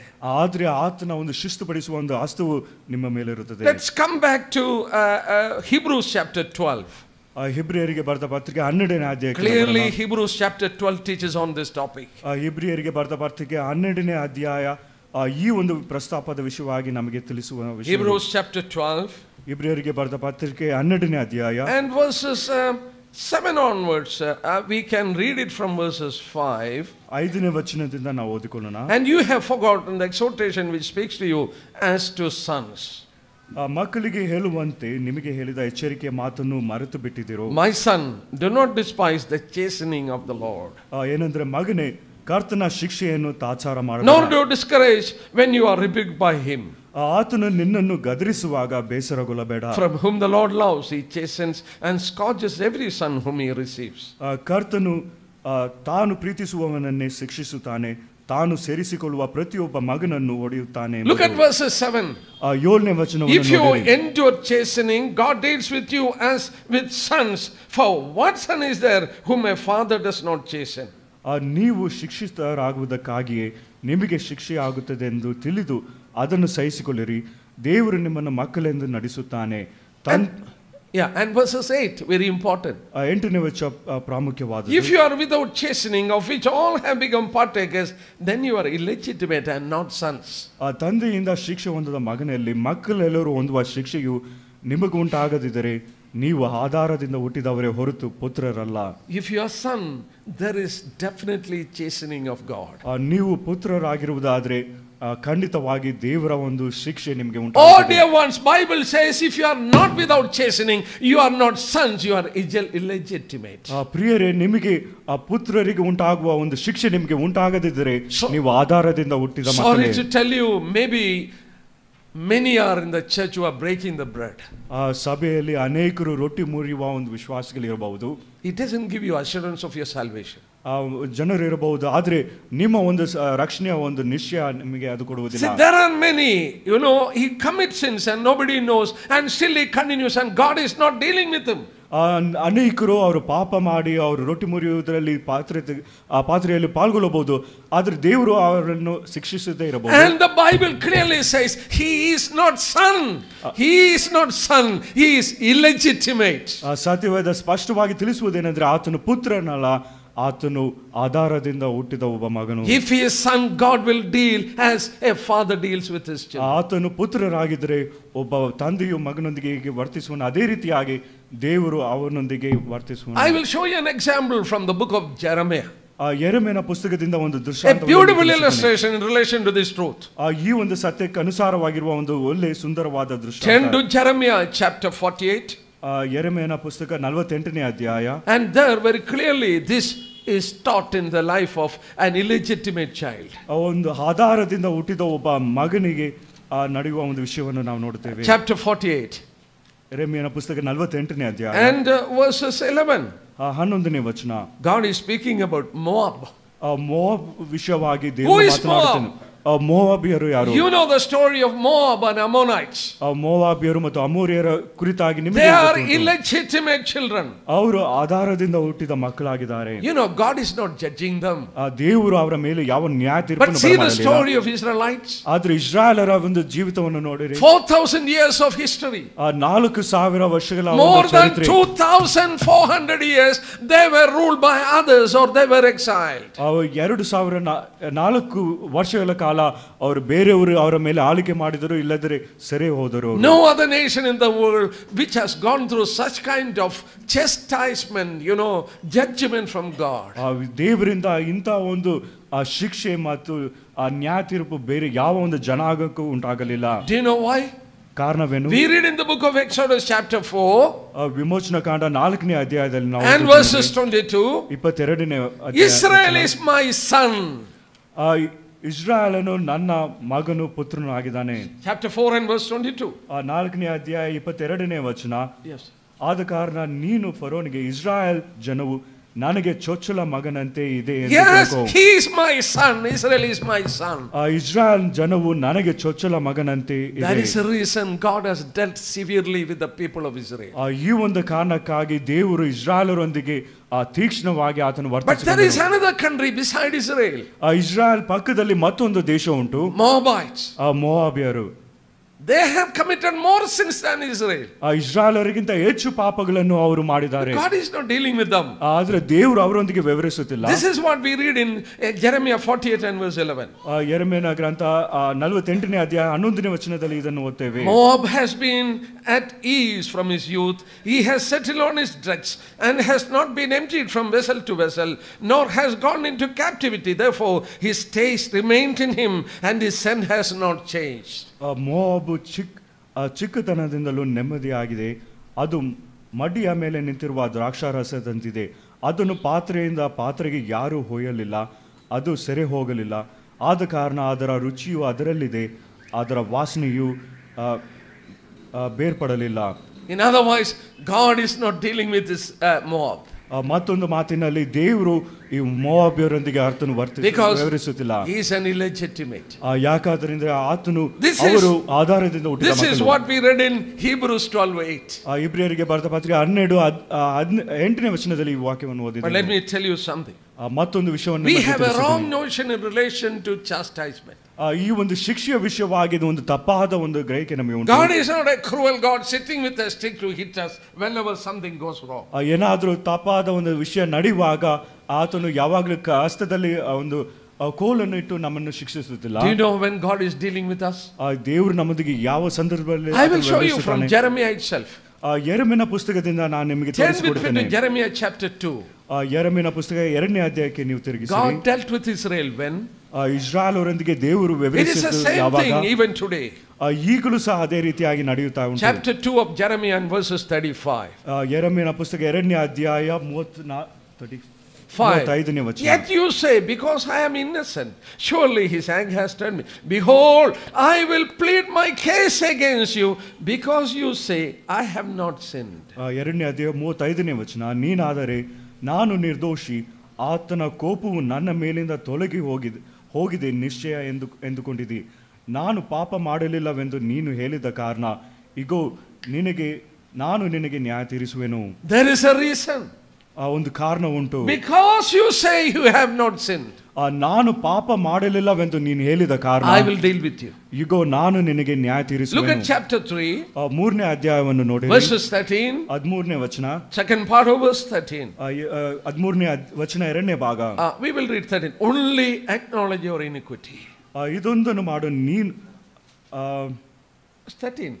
Only acknowledge your iniquity, that you have transgressed against the Lord your God. ನನಗೆ ದ್ರೋಹ ಮಾಡಿದೆ ಎಂಬುದಕ್ಕೆ ಒಪ್ಪಿಕೋ. O Israel, all what I want from you is you say that you have sinned. ಓ ಇಸ್ರಾಯೇಲರೇ, ನೀನು ದ್ರೋಹ ಮಾಡಿದೆ ಎಂಬುದಾಗಿ ನೀನು ಒಪ್ಪಿಕೊಳ್ಳಬೇಕು. Only you have to acknowledge your offense. ನಿನ್ನ ಒಂದು ತಪ್ಪುಗಳನ್ನು ಅಪರಾಧಗಳನ್ನು ನೀನು ಒಪ್ಪಿಕೊಳ್ಳಬೇಕು. Why have I have to deal with you? ಯಾಕೆ ನಿನ್ನೊಂದಿಗೆ ನಾನು ವ್ಯವಹರಿಸಬೇಕು? Because you say you have not sinned. ಯಾಕೆಂದ್ರೆ ನೀನು ಪಾಪ ಮಾಡಲಿಲ್ಲವೆಂದು ಹೇಳಿದ ಕಾರಣ. This is exactly what the scripture says. ಇದು ಸತ್ಯವೇದ ಸ್ಪಷ್ಟವಾಗಿ ತಿಳಿಸುವ ವಿಷಯ. Look at 1 Corinthians ಕೊರಿಂಥದವರಿಗೆ ಬರೆದ and chapter 11. 11ನೇ ಅಧ್ಯಾಯ. 1 Corinthians chapter 11. ಮೊದಲನೇ ಕೊರಿಂಥ 11ನೇ ಅಧ್ಯಾಯ and verses 31 and 32. 31 ಮತ್ತು 32ನೇ ವಚನ. If we judge ourselves, we will not be judged. ನಮ್ಮನ್ನು ನಾವೇ ವಿಚಾರಿಸಿಕೊಂಡರೆ ನ್ಯಾಯ ವಿಚಾರಣೆಗೆ ಒಳಗಾಗುವುದಿಲ್ಲ. But when we are judged, we are chastened by the Lord, that we may not be condemned with the world. ಆದರೆ ನಾವು ಕರ್ತನ ನ್ಯಾಯ ವಿಚಾರಣೆಗೆ ಒಳಗಾಗಿರಲಾಗಿ ಆತನು ಇವರಿಗೆ ಲೋಕದವರ ಸಂಗಡ ಅಪರಾಧಿಗಳೆಂಬ ನಿರ್ಣಯವಾಗಬಾರದೆಂದು ನಮ್ಮನ್ನು ಶಿಕ್ಷಿಸುತ್ತಾನೆ. If something has gone wrong in my life, ನನ್ನ ಜೀವಿತದಲ್ಲಿ ಏನಾದರೂ ತಪ್ಪು ಆಗಿದರೆ I have to confess. ನಾನು ಅದನ್ನು ಅರಿಕೆ ಮಾಡಬೇಕು. Lord, I have sinned. ಕರ್ತನೇ, ನಾನು ಪಾಪ ಮಾಡಿದ್ದೇನೆ. He has promised us. ಆತನು ನಮಗೆ ವಾಗ್ದಾನ ಮಾಡಿದ್ದಾನೆ. 1 John chapter 1 and verses 9. 1 ಯೋಹಾನ 1ನೇ ಅಧ್ಯಾಯ 9ನೇ ವಚನ. If you confess your sin, ನೀವು ನಿಮ್ಮ ಪಾಪಗಳನ್ನು ಅರಿಕೆ ಮಾಡುವುದಾದರೆ, I am just to forgive and cleanse you. ಆತನು ನ್ಯಾಯವುಳ್ಳವನಾಗಿ ಆತನು ಕ್ಷಮಿಸುವನು. If you don't confess, ನೀವು ಪಾಪವನ್ನು ಅರಿಕೆ ಮಾಡದಿದ್ದರೆ no cleansing. ಯಾವ ಒಂದು ಶುದ್ಧೀಕರಣವೂ If ಇರುವುದಿಲ್ಲ. you confess, ನೀವು ಅರಿಕೆ ಮಾಡುವುದಾದ್ರೆ I am just to forgive and cleanse. ನಾನು ಕ್ಷಮಿಸಿ ನಾನು ಶುದ್ಧೀಕರಿಸುವೆನು. I told my little daughter, ನನ್ನ ಚಿಕ್ಕ ಮಗಳಿಗೆ ನಾನು ಹೇಳಿದ್ದೇನೆಂದ್ರೆ, don't go and play in the mud, it is rainy and all full of mud. ಹೊರಗೆ ಮಳೆ ಬರುತ್ತಿದೆ, ಅಲ್ಲಿ ಮರು ಅಥವಾ ಮಣ್ಣಿನಲ್ಲಿ ಆಡಬೇಡ ಎಂಬುದಾಗಿ ಹೇಳಿದೆ. She told me, well daddy, I will not go and play. ತಂದೆಯೇ ನಾನು ಹೊರಗೆ ಹೋಗಿ ಆಡುವುದಿಲ್ಲ ಎಂಬುದಾಗಿ. But I saw her after some time in the mud. ಆದ್ರೆ ಸ್ವಲ್ಪ ಸಮಯದ ನಂತರ ಆಕೆ ಒಂದು ಹೊರಗೆ ಆಟ ಆಡುವುದನ್ನು I caught ನೋಡಿದ್ದೇನೆ. her and raised my hand to give a slap. ಆಕೆಯನ್ನು ಹಿಡಿದು ಆಕೆಯನ್ನು ಹೊಡೆಯುವುದಕ್ಕೆ ನನ್ನ ಕೈಯನ್ನು ಎತ್ತಿದೆನು. But she cried aloud. ಆದ್ರೆ ಆಕೆ ಜೋರಾಗಿ Daddy, forgive me, I will not do it. ತಂದೆಯೇ ಕ್ಷಮಿಸು, ನಾನು ಮಾಡುವುದಿಲ್ಲ ಎಂಬುದಾಗಿ ಹೇಳಿದನು. I will forgive her. ನಾನು ಆಕೆಯನ್ನು I ಕ್ಷಮಿಸಿದೆನು. have a father's heart. ನನಗೆ ಒಬ್ಬ ತಂದೆಯ ಹೃದಯ ಉಂಟು. I will forgive. ನಾನು ಕ್ಷಮಿಸಿದೆನು. I will take her ನಾನು ಆಕೆಯನ್ನು ಪರಾಮರಿಸುವೆನು. to the water and I will wash all the dirt. ನಾನು ಆ ನೀರಿನ ಬಳಿಗೆ ತೆಗೆದು ಆಕೆಯನ್ನು If ಶುದ್ಧೀಕರಿಸುವೆನು. you confess, ನೀವು ಅರಿಕೆ ಮಾಡುವುದಾದ್ರೆ he will cleanse you ಆತ ನಿಮ್ಮನ್ನು ಶುದ್ಧೀಕರಿಸುವನು. and he will forgive you. ನಂತರ ಆತ ನಿಮ್ಮನ್ನು ಕ್ಷಮಿಸುವನು. We have a heavenly father. ನಮಗೆ ಪರಲೋಕದ ತಂದೆಯ ದೇವರು. He has a heart of a loving father. ಒಬ್ಬ ಪ್ರೀತಿಯುಳ್ಳ ತಂದೆಯ ಒಂದು ಹೃದಯ ಆತನಿಗೆ. All what he wanted from Israel. ಆತನ ಮಕ್ಕಳಿಂದ ಆತನ ಅಪೇಕ್ಷೆ. He don't want to hurt Israel. ಇಸ್ರಾಯೇಲರನ್ನು ನೋವು ಉಂಟು ಮಾಡಬಾರದೆಂಬುದಾಗಿ. He was in pain when they were in pain. ಅವರು ಇಸ್ರಾಯೇಲರು ನೋವಿನಲ್ಲಿರುವಾಗ ದೇವರು ಸಹ When I chasten my children, it is painful for me. ನನ್ನ ಮಕ್ಕಳನ್ನು ನಾನು ಶಿಕ್ಷಿಸುವಾಗ ಅದು ನನಗೂ ಸಹ ನೋವು ಉಂಟಾಗುತ್ತದೆ. But I had to do. ಆದ್ರೆ ನಾನು ಅದನ್ನು ಮಾಡಲೇಬೇಕು. All what you need to do is just confess. ಆದ್ರೆ ನೀವು ಮಾಡಬೇಕಾದದೇನೆಂದ್ರೆ ನೀವು ಪಾಪ ಅರಿಕೆ ಮಾಡಬೇಕು. If you confess, I will forgive. ನೀವು ಅರಿಕೆ ಮಾಡುವುದಾದ್ರೆ ನಾನು ಕ್ಷಮಿಸುವೆನು. I will cleanse you. ನಾನು ನಿಮ್ಮನ್ನು ಶುದ್ಧೀಕರಿಸುವೆನು. The problem with us, we don't have conviction to cleanse. Many times confess. ಆದ್ರೆ ನಮ್ಮಲ್ಲಿರುವ ತೊಂದರೆ ಏನಂದ್ರೆ ನಾವು ಪಾಪ ಅರಿಕೆ ಮಾಡುವ ಒಂದು ಮನವರಿಕೆ ನಮ್ಮಲ್ಲಿ ಇಲ್ಲ. We need a break for tea. ನಮಗೆ ಒಂದು ವಿರಾಮ ಬೇಕಾ? I don't know. 11:15. Okay, fine. We'll continue. You know what happens after we have committed something? ನಾವೇನಾದ್ರೂ ತಪ್ಪು ಮಾಡಿದ ನಂತರ ನಡೆಯುವ ವಿಷಯ. One of the 4 ways we can react. ನಾಲ್ಕರಲ್ಲಿ ಒಂದು ರೀತಿಯಾಗಿ ನಾವು ಪ್ರತಿಕ್ರಿಯಿಸಬಹುದು. I am taking these things from the scriptures. ನಾನು ಸತ್ಯವೇದದಿಂದ ಈ ಒಂದು ವಿಷಯಗಳನ್ನು ತೆಗೆದುಕೊಳ್ಳುತ್ತೇನೆ. ಮೊದಲನೇದಾಗಿ, we try to blame someone. ನಾವು ಬೇರೆಯವರನ್ನು ನಾವು ದೂರ ಹೇಳುತ್ತೇವೆ. When you come to Genesis chapter 3, ಆದಿಕಾಂಡ 3ನೇ ಅಧ್ಯಾಯಕ್ಕೆ ನಾವು ಬರುವಾಗ God came to Adam. ದೇವರು ಆದಾಮನ ಬಳಿಗೆ ಬಂದನು. Did you eat from the tree which I told you not to eat? ನಾನು ತಿನ್ನಬಾರದು ಎಂಬ ಒಂದು ಮರದಿಂದ ನೀನು ಏನಾದರೂ ತಿಂದೆಯೋ? What did he say? ಆತನು ಹೇಳಿದನು, the woman you gave to be with me, she brought and I ate. ನೀನು ನನಗೆ ಒಂದು ಕೊಟ್ಟ ಒಂದು ಸ್ತ್ರೀ, ಆಕೆ ನನಗೆ ಆ ಒಂದು ಫಲವನ್ನು ಕೊಟ್ಟಳು. In a way he was blaming God himself. You are the one who brought this woman to me and she is the one who brought it. ಮತ್ತೊಂದು ಮಾತಿನಲ್ಲಿ ಹೇಳಬೇಕಾದ್ರೆ ಆದಾಮನು ದೇವರನ್ನು ಆತನು ದೂರ ಹೇಳುತ್ತಿದ್ದನು, ನೀನು ಈ ಸ್ತ್ರೀಯನ್ನು ನನ್ನ ಬಳಿಗೆ ಕರೆತಂದಿದ್ದೀ. God turned to Eve. ದೇವರು ಅವಳ ಬಳಿಗೆ ಹೋದನು. She tried to blame Satan. Satan deceived me. ಆಕೆ ಸೈತಾನನು ನನ್ನನ್ನು ವಂಚಿಸಿದನು. From the Garden of Eden it started blaming someone, one another. Eden ತೋಟದಿಂದ ಒಬ್ಬರನ್ನು ಮೇಲೆ ಒಬ್ಬರು ದೂರ ಹೇಳುವುದನ್ನು ಪ್ರಾರಂಭವಾಯಿತು. Second, ಎರಡನೇದಾಗಿ, you read it in 1 Samuel 15:15. 1 ಸಾಮುವೇಲ 15ನೇ ಅಧ್ಯಾಯ 15ನೇ ವಚನದಲ್ಲಿ ನಾವು When Samuel came, he is hearing the bleating of the sheep and the lowering of the calves. ಸಮುವೇಲನು ಆತನು ಬಂದಾಗ ಆತನು ಹೇಳಿದನೆಂದ್ರೆ, ಯೆಹೋವನಿಗೋಸ್ಕರ ಯಜ್ಞ ಸಲ್ಲಿಸುವುದಕ್ಕಾಗಿ ಅಮಲೇಕರ ಕುರಿದನಗಳಲ್ಲಿ ಮೇಲೆ ತರುವುದನ್ನು God has already given commandment to kill all the animals, everyone of Amalekites. ಅಮಲೇಕರ ಎಲ್ಲಾ ಒಂದು ಕುರಿದನಗಳನ್ನು ಸಂಹರಿಸಬೇಕೆಂಬುದಾಗಿ ದೇವರು ಆಜ್ಞಾಪಿಸಿದನು. King Saul is bringing some excuse. ಆದರೆ ಅರಸನಾದ ಸೌಲನು ಕೆಲವು ನೆವಗಳನ್ನು ತಂದನು. Your people has kept some of the best for your God. ನಿನ್ನ ಜನರು ನಿನ್ನ ದೇವರಿಗೆ ಕೆಲವು ಉತ್ತಮವಾದಗಳನ್ನು ಅವತ್ತು ಪ್ರತ್ಯೇಕವಾಗಿ ಇಟ್ಟಿದ್ದಾರೆ. Third one. ಮೂರನೇದಾಗಿ, we read in Proverbs 28:13.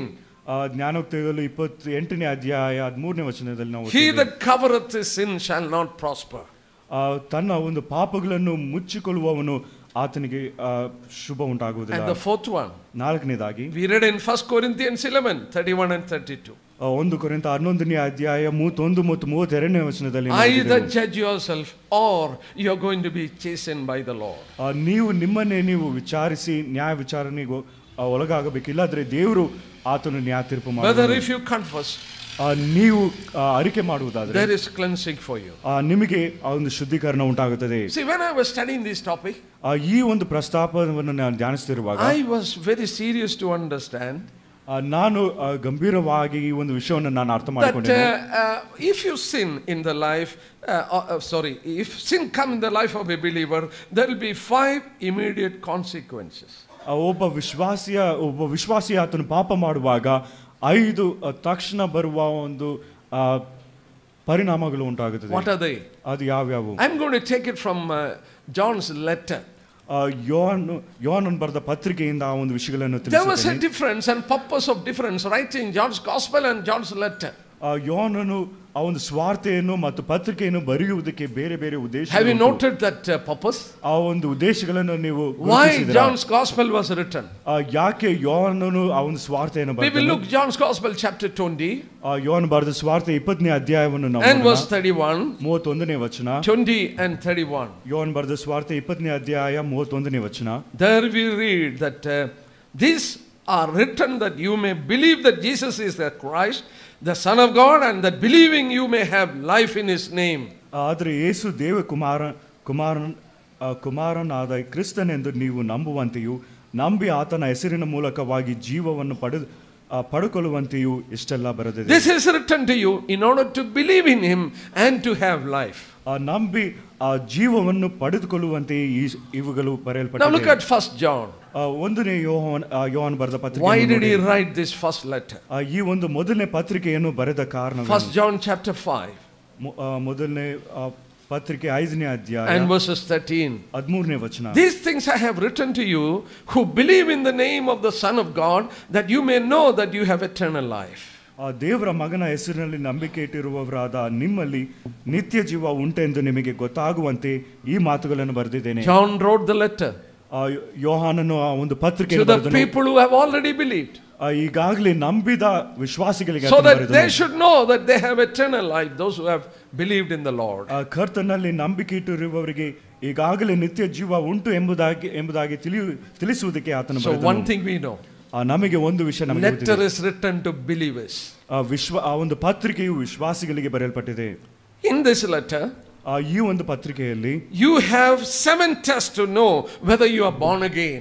ನೀವು ಹೊಸದಾಗಿ ಹುಟ್ಟಿದಿರೋ ಎಂಬುದಕ್ಕೆ 7 ಪರೀಕ್ಷೆ ಉಂಟು. One sentence I will say, you can note it down. ಒಂದು ವಾಕ್ಯವನ್ನು This is already written to believers. ಇದು ವಿಶ್ವಾಸಿಗಳಿಗೆ Look ಬರೆಯಲ್ಪಟ್ಟಿದೆ. at 1 John chapter 2 ಒಂದು ಯೋಹಾನ 2ನೇ ಅಧ್ಯಾಯ verses 29. 29ನೇ ವಚನ.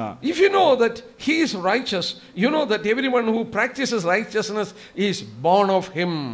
ಆತನು ನೀತಿವಂತನಾಗಿದ್ದಾನೆಂಬುದು ನಿಮಗೆ ಗೊತ್ತಾಗಿದ್ದರೆ ನೀತಿಯನ್ನು ಅನುಸರಿಸುವ ಪ್ರತಿಯೊಬ್ಬನು ಆತನಿಂದ ಹುಟ್ಟಿದವನಾಗಿದ್ದಾನೆಂದು ನೀವು A born ತಿಳಿದಿದ್ದೀರಿ. again person practices righteousness. ಹೊಸದಾಗಿ ಹುಟ್ಟಿರುವ ಒಬ್ಬ ವ್ಯಕ್ತಿಯು ಆತನು ನೀತಿಯನ್ನು Look ಅನುಸರಿಸುವನು. at chapter 3 3ನೇ ಅಧ್ಯಾಯವನ್ನು ನೋಡಿ verses 9. 9ನೇ ವಚನ. Whosoever has born of God does not sin or does not continue in sin. ದೇವರಿಂದ ಹುಟ್ಟಿದವನು ಪಾಪ ಮಾಡುವುದಿಲ್ಲ. Third one. ಮೂರನೇದಾಗಿ Look at chapter 4 4ನೇ ಅಧ್ಯಾಯ verses 1. 1ನೇ ವಚನ. Sorry, chapter 4 and verses 7. 4ನೇ ಅಧ್ಯಾಯ 7ನೇ Beloved, ವಚನ. let us love one another, for love is of God, and everyone who loves is born of God and knows God. ಪ್ರಿಯರೇ, ನಾವು ಒಬ್ಬರನ್ನೊಬ್ಬರು ಪ್ರೀತಿಸೋಣ. ಪ್ರೀತಿಯು ದೇವರಿಂದ ಆಗಿದೆ ಮತ್ತು ಪ್ರೀತಿ ಮಾಡುವ ಪ್ರತಿಯೊಬ್ಬನು ದೇವರಿಂದ ಹುಟ್ಟಿದವನು ದೇವರನ್ನು ಬಲ್ಲವನು ಆಗಿದ್ದಾನೆ. One of the proof that we are born again when we are loving one another.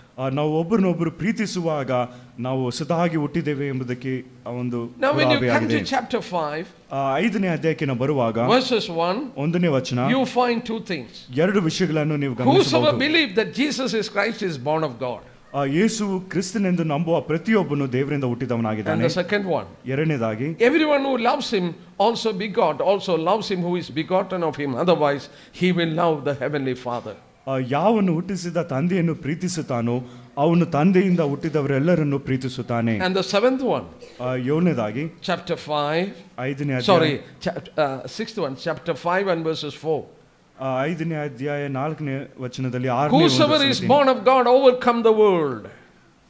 ಯಾಕೆಂದ್ರೆ ದೇವರಿಂದ ಹುಟ್ಟಿರುವಂತ ಎಲ್ಲವೂ ಲೋಕವನ್ನು ಜಯಿಸುತ್ತದೆ. And the last one, ಕೊನೆಯದಾಗಿ verses 18, chapter 5 verse 18. ಐದನೇ ಅಧ್ಯಾಯ 18ನೇ ವಚನ. Whosoever born of God keeps himself or take care of himself. ದೇವರಿಂದ ಹುಟ್ಟಿರುವವನು ಪಾಪ ಮಾಡುವವನಲ್ಲವೆಂಬುದು ನಮಗೆ ಗೊತ್ತಿದೆ. 7 tests whether he is born again.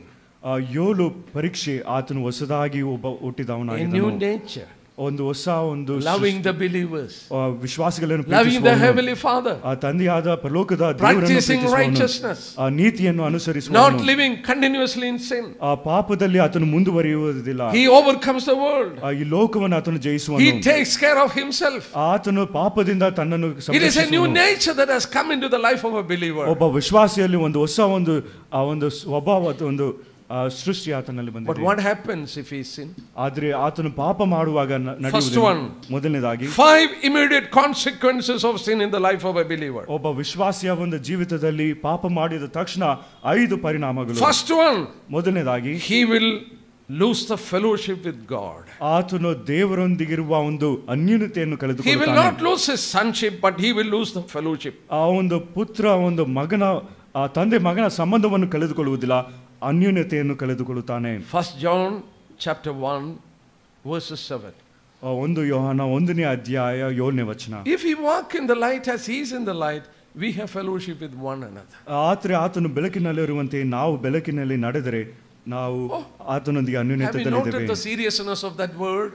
ಈ ಒಂದು ವಾಕ್ಯದ ಒಂದು ಗಂಭೀರತೆಯನ್ನು ನೀವು ಗಮನಿಸಿದ್ದೀರಾ? If we walk as he is in the light, ಆತನು ಬೆಳಕಿನಲ್ಲಿರುವ ಹಾಗೆ ನೀವು ಬೆಳಕಿನಲ್ಲಿ ನಡೆದರೆ, God is an unapproachable light.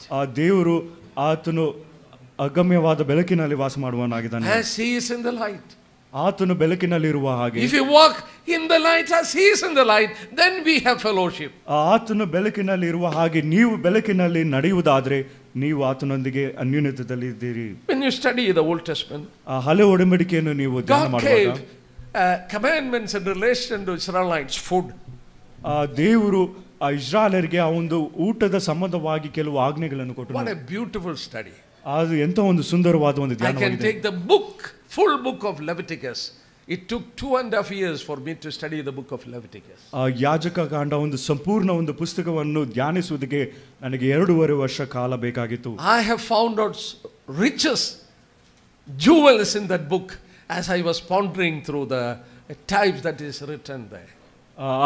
ಅಲ್ಲಿ ತಿಳಿಸಲ್ಪಟ್ಟಿರುವ ಅನೇಕ ಒಂದು type. It is type, full of type. You know, law is a shadow of coming good thing. I'm sorry.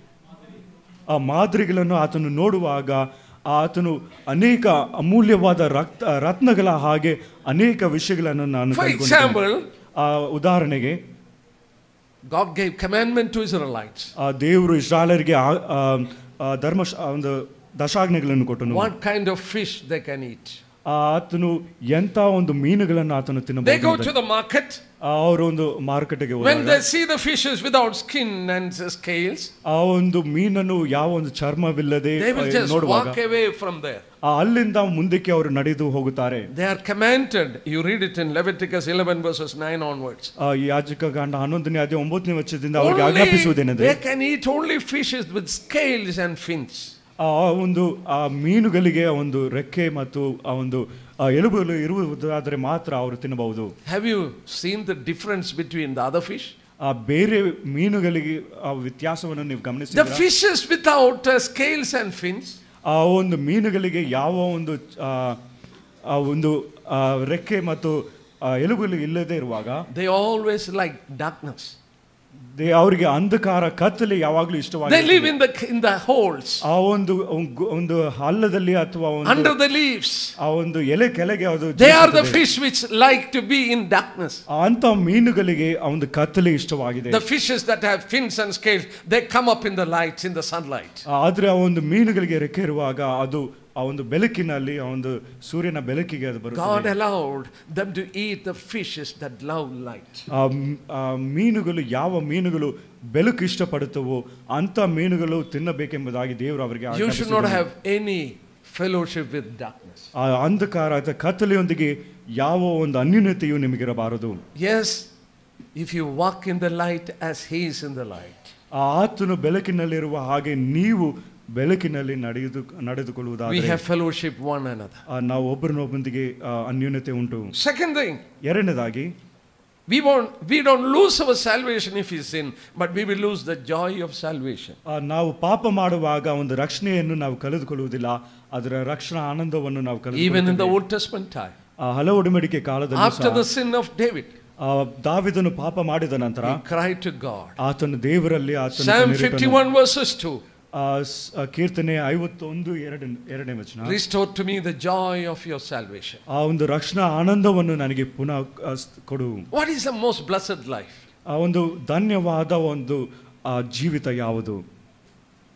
The most blessed life is to live a life with a constant fellowship with God.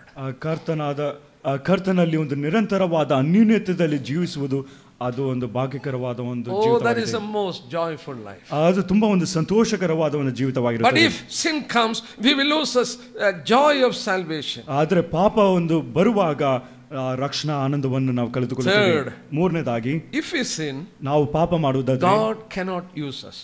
ದೇವರು ನಮ್ಮನ್ನು ಉಪಯೋಗಿಸುವುದಿಲ್ಲ. Isaiah chapter 52 verse 11. ಯೆಶಾಯನ ಗ್ರಂಥ 52ನೇ ಅಧ್ಯಾಯ 11ನೇ ವಚನ. Be clean who bears the vessels of the Lord. ಯೆಶಾಯನ ಗ್ರಂಥ 52ನೇ ಅಧ್ಯಾಯ 11ನೇ ವಚನ. Verse 11. ತೊಲಗಿ ಯೆಹೋವನ ಆರಾಧನೆಯು ಉಪಕರಣಗಳನ್ನು ಹೊರುವವರೇ ಶುದ್ಧರಾಗಿರಿ. Be clean.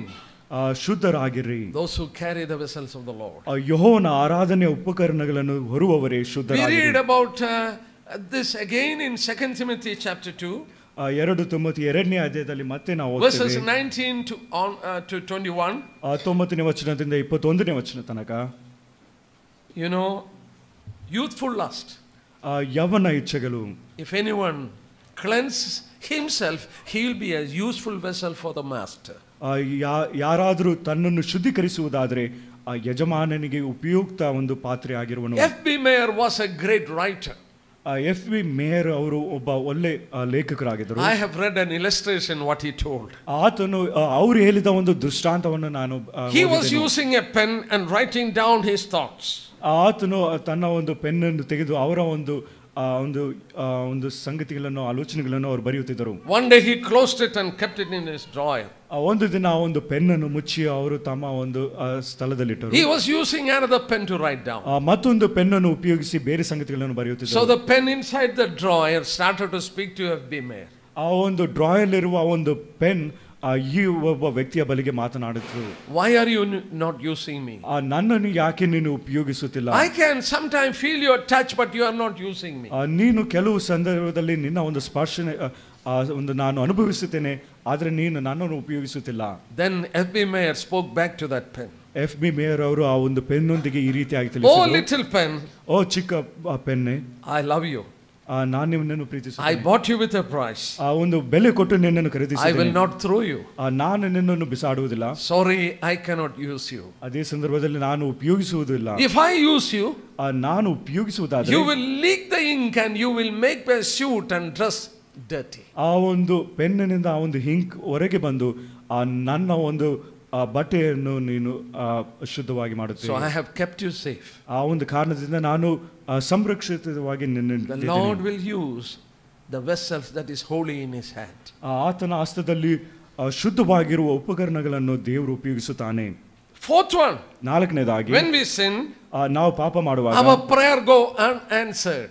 ನಮ್ಮ ಒಂದು ಪ್ರಾರ್ಥನೆಗೆ ಉತ್ತರ ದೊರೆಯುವುದಿಲ್ಲ. Psalms 66 and verse 18. 66ನೇ ಕೀರ್ತನೆ 18ನೇ ವಚನ. There you read like this.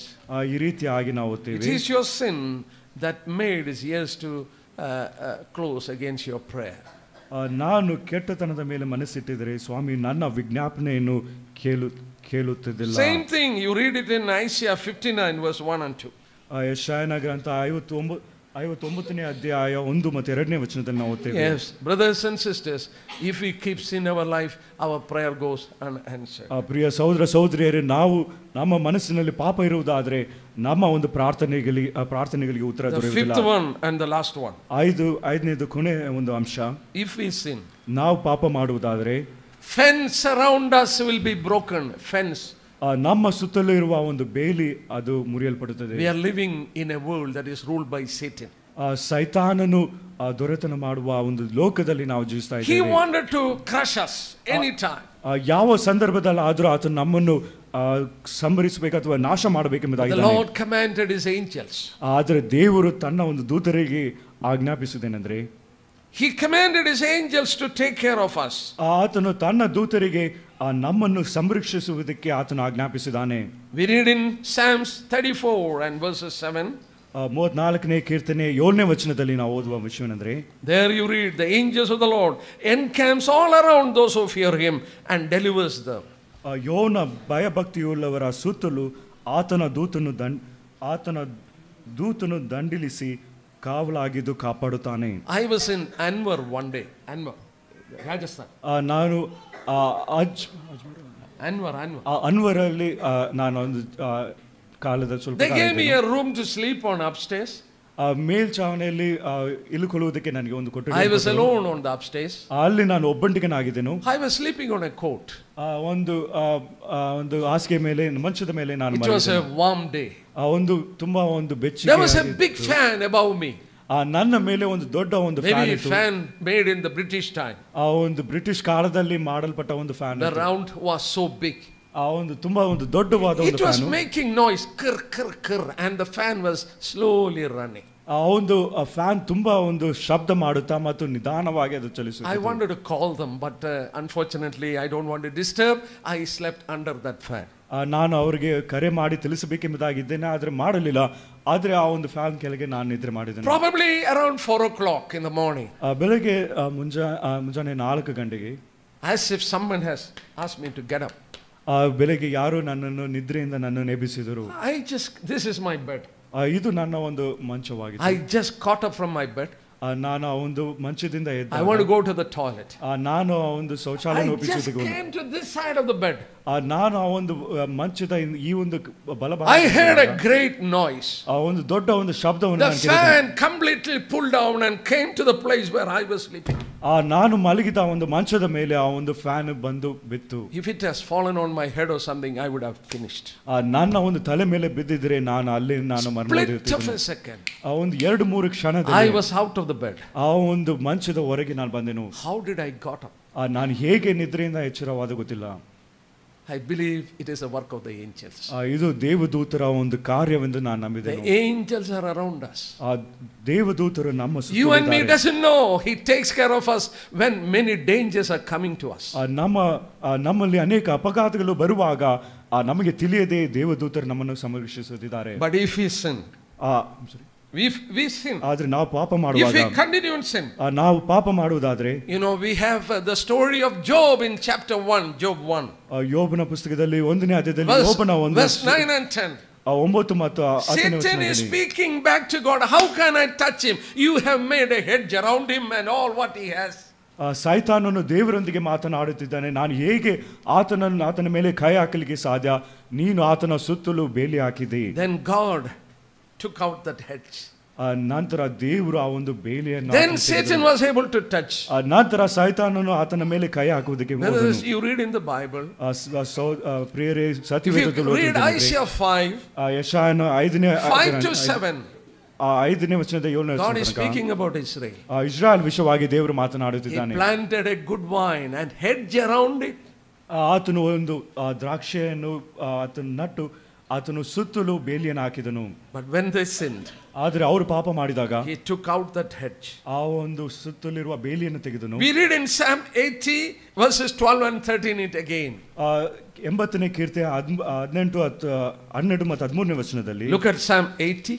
80ನೇ ಕೀರ್ತನೆ verses 12 and 13. 12 ಮತ್ತು 13ನೇ ವಚನ.